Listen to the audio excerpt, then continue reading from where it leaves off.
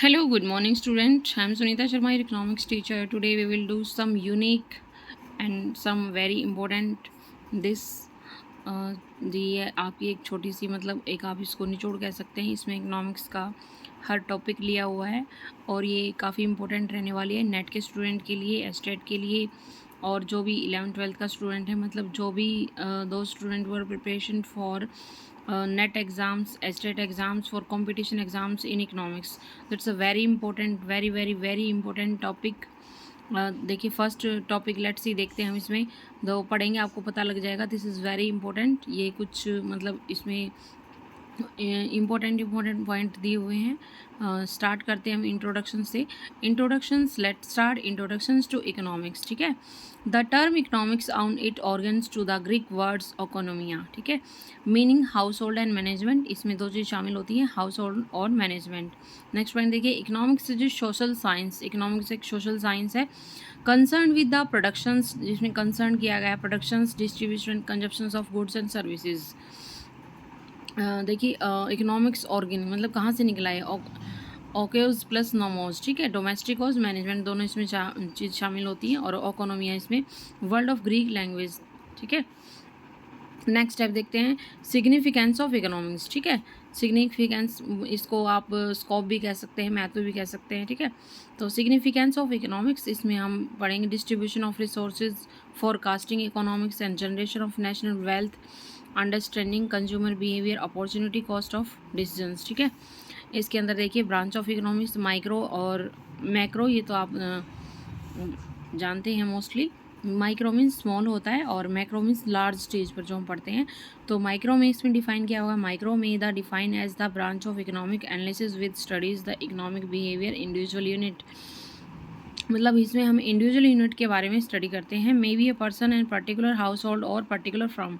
ठीक है, it covers various issues like national income, general price level, distribution, employment and money. ठीक है, अब आते हैं macroeconomics. Macroeconomics is the study of behaviour of national of regional economic as a whole, यानी कि एक समग्र राष्ट्र के रूप में इसमें हम अध्ययन करते हैं।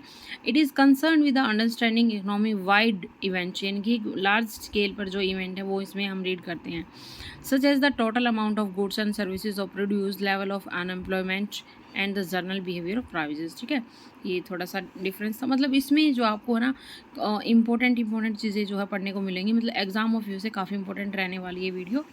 ठीक है, लाइक शेयर सब्सक्राइब कीजिएगा और वीडियो के साथ बने रहिएगा। अब देखो इसमें है इकोनॉमिक्स एक्टिविटीज़ अब चाहिए, थोड़ा सा इंपॉर्टेंट लाइन है, ये जान लीजिएगा। Micro and macro economics was first use by Ragnar French in 1993। ये क्वेश्चन जो है एग्जाम में कई बार आ चुका है, नोट कर लीजिएगा यहाँ से।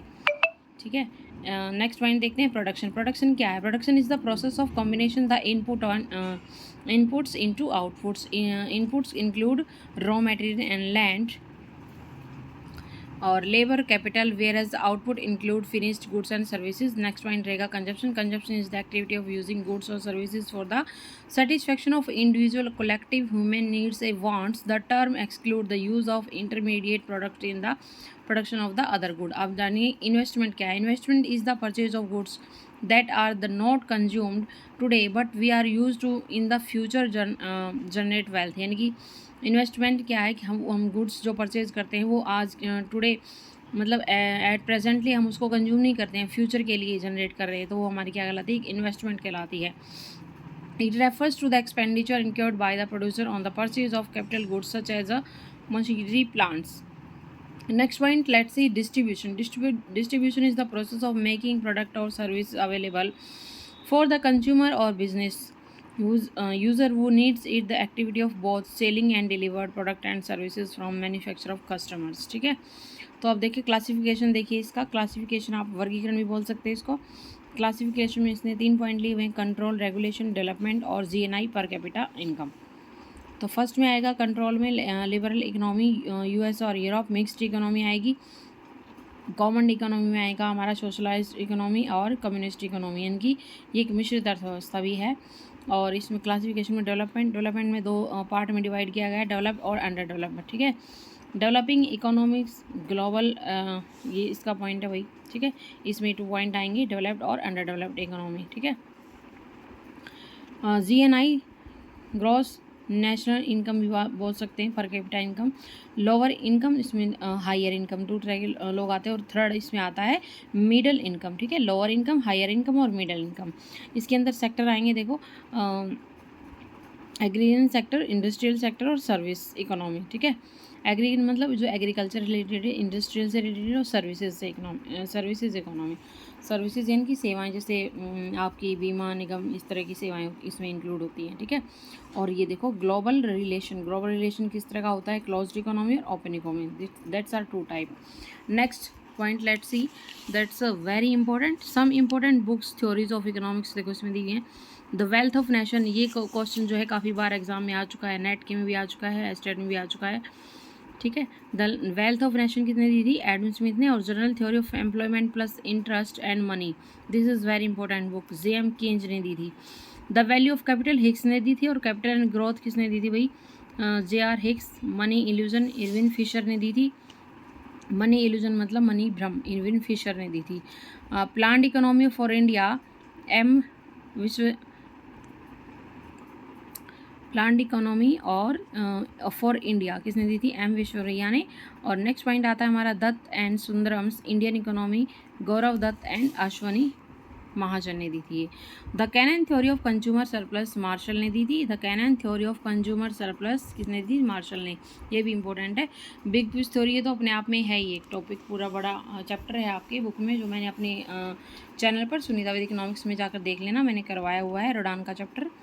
Classification based on control regulation, तो ये भाई इंपॉर्टेंट बुक्स के नाम हैं, आप नोट भी कर सकते हैं, ठीक है। ये आपके लिए काफ़ी इंपॉर्टेंट रहने वाला है। This is very very very important video and for exam of you. अब ये नेट का एग्ज़ाम भी आ गया है, तो आप मेरे चैनल के साथ जुड़िए और अपनी प्रिपरेशन कीजिए। Classification based on control regulation, common economy, mixed economy, और इसमें हम जानेंगे let's see closed economy and open economy. Closed economy मतलब क्या होता है, it is said to be close is no trade और no trade access to other economics in the economy, the consumer gets everything within the border of the country, ठीक है। Brazil is the one of the example of closed economy, ठीक है, ये example इसने बताया हुआ है। Open economy देखिए, ओपन इकोनॉमी वो होती है जिसमें ट्रेड होता है, ठीक है। Any economy is said to be open, it has trade relation with other economics. In this economic market is mostly free from trade barriers, मतलब इसमें जो ट्रेड में बाधाएं आती है उनसे ये इकोनॉमी जो है फ्री होती है, ठीक है।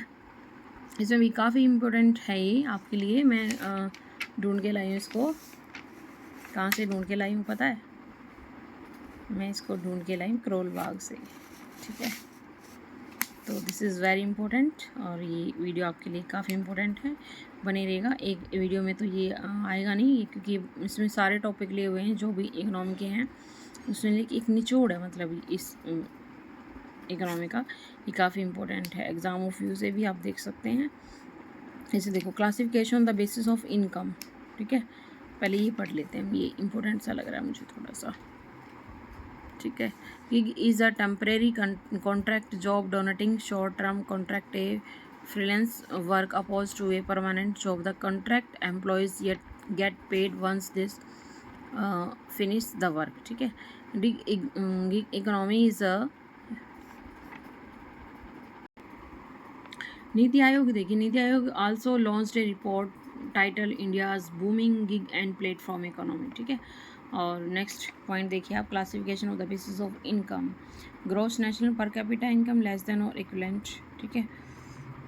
Mostly then African countries belong to this category along with Afghanistan and Nepal Asia, ठीक है। लोअर इनकम इकोनॉमी जो है इसने इसमें ये इसको डिफाइन किया हुआ है।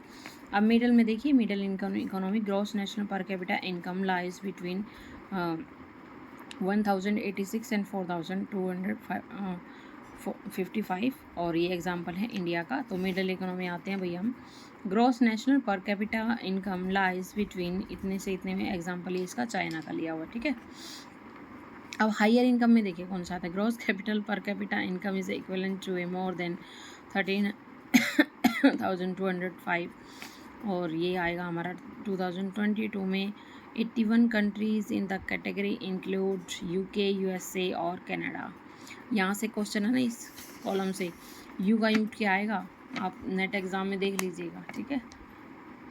This is very important video.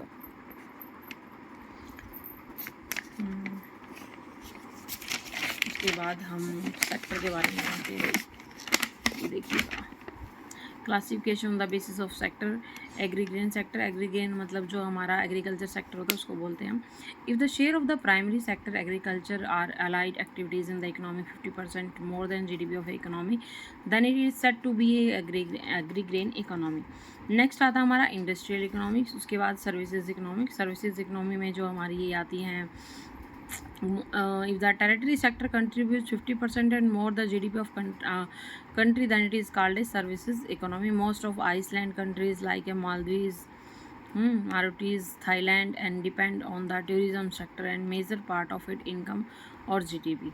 उसके बाद इंडस्ट्रियल इकोनॉमी में देखिएगा, इंडस्ट्रियल इकोनॉमी हमारी आती है सेकेंडरी सेक्टर में आती है और ये more than 50% GDP of a country है। It is called industrial economics को मानते हैं, ठीक है।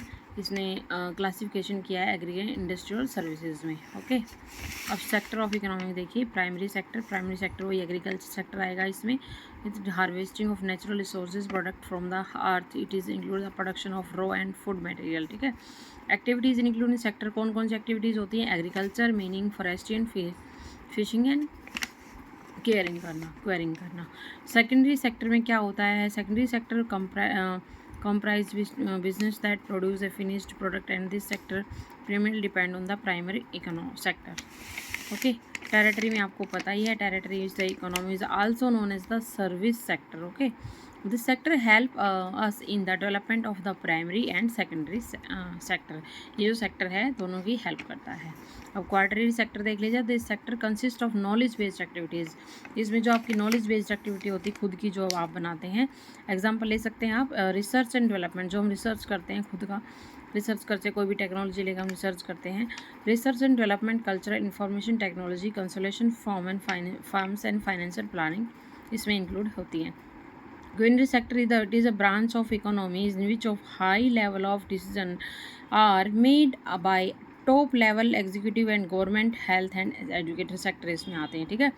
यहाँ से क्वेश्चन किस तरह से आएगा भी, कोई भी सेक्टर इसमें मतलब कोई भी सर्विसेज उठा के दे दी जाएगी और पूछ लिया जाएगा कि भी ये कौन से सेक्टर में इंक्लूड होती है, ठीक है। जैसे प्राइमरी में क्या आता है हमारा, एग्रीकल्चर सेक्टर आता है। उसके बाद सेकेंडरी में हमारे आएंगे टेक्सटाइल, मैन्युफैक्चरिंग वगैरह, ऑटोमोबाइल, ये देखो दिया हुआ है, ठीक है।